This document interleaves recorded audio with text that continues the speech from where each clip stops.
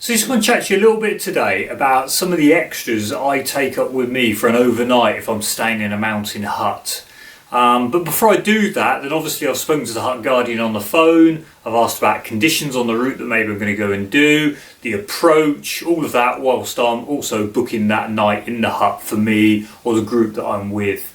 I either do that over the phone or you have to do it over the internet sometimes and book online. But try and do it on the phone because it does expand that knowledge that you have of conditions locally in that area that you go into.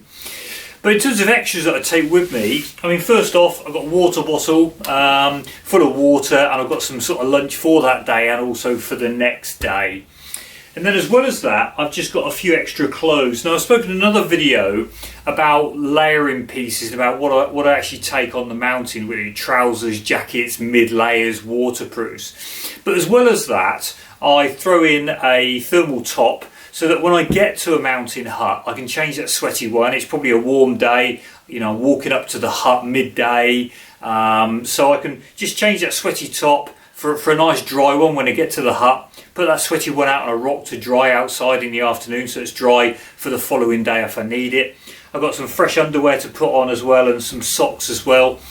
Again, with those socks, get the socks off early, get your boots off, and while the sun's still in the sky, you know, creating some heat, get the boots outside and the socks outside to dry so they're ready to go for the next day. And with regards to the next day, it's probably going to be an early start, an alpine start. So, you know, it's more than likely going to be in the dark. That's because we want to be travelling on the glacier when it's most frozen. It's a lot safer. And if we do that, we're going to need a headlamp, obviously. So make sure you take a headlamp. Make sure it's good batteries in it, or if it's one that you charge, make sure that you know it's well charged. And but as well as that, then you're going to need a headlamp for maybe moving around in the middle of the night. You know, if you need to get up to use a toilet or something like that, you don't want to be putting the main lights on because there's other people sleeping. So you've got a headlamp to move around at night with as well there. So you know, a headlamp you'll need. So in terms of night times, you know, the huts, they have blankets, they have quilts. There's pillows there. You don't need to take a sleeping bag with you. But what you will need is a sheet sleeping bag liner. This one's just a thin silk liner. And you'll sleep in this, which means that you'll keep that duvet or the blankets nice and clean for other people later in the week that might be staying in that same spot. So, you know, in huts now, you do need to take a sheet sleeping bag liner with you just to keep that sleeping space nice and clean. As well as that, it's worth taking with you in the group a first aid kit, but also throw in for yourself personally just a few small extra items, such as like some Compeed maybe, just in case you pick up a hot spot, you know, with your socks and your boots rubbing as they get wet and heat up, or a blister. Make sure you maybe take some paracetamols and things like that, but certainly a small group first aid kit is really important, and then a few extras for each individual, you know, while you're out and about. In terms of extras as well, I think it's really important, and I don't think I'd go into the mountains, certainly the alpine environment, without a spare pair of sunglasses. I mean, if anybody in the group does drop their sunglasses, you know, and breaks them, and you don't have a spare pair, then you really need to be turning around. You need to be coming back down to the hut. So they are that important. So, you know, make sure you take some spare sunglasses, make sure they're in a case so they're ready to go if you need them and somebody breaks a pair. As well, you just need some tissues and some hand gel as well. Just keep your hands clean, you know, and the tissues there. You will also need some, you know, sun cream. Make sure it's 50 plus. I mean, the rays are strong in those high mountains, especially if you've had some fresh snowfall. The sun comes out, the glare's, you know, massive. So make sure you've got some sun cream there, just a small tube of it that you can put on during the day.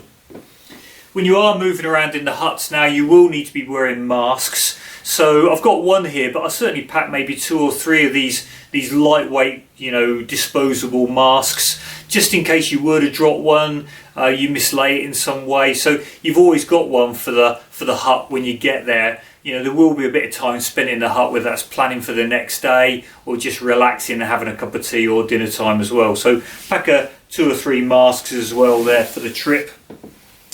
Make sure you take a map for the area. It's interesting to know where you are and where you're going. It helps with planning. and also a compass as well. So, and make sure there's like 2 or 3 compasses in a bigger group, or 2 compasses maybe in a smaller group. Again, if you were to mislay one or drop one, you know you've got a second one there. But having said that, with the compasses, you know, if the weather does clamp down and it is really cloudy out there, it's really murky, you know, I wouldn't advise going on sort of that glaciated terrain where there's big crevasses, etc. You know, that might be okay if you're climbing a mountaineering up in Scotland, where you can spend a lot of the day, even if the clag is down, with a map and compass. You know, you really want to be avoiding that in that sort of bigger mountain environment. So, you know, but that's something else maybe around planning and navigation. And lastly, I guess, you know, toothbrush and toothpaste. So I don't actually take much extra for that overnight in a hut. Just a few key items here. So hopefully that'll help you with your extra packing, on top of the layering clothing that you're taking, and on top of the harness, the helmet, your ice axe and your crampons, etc. And hopefully that's some help.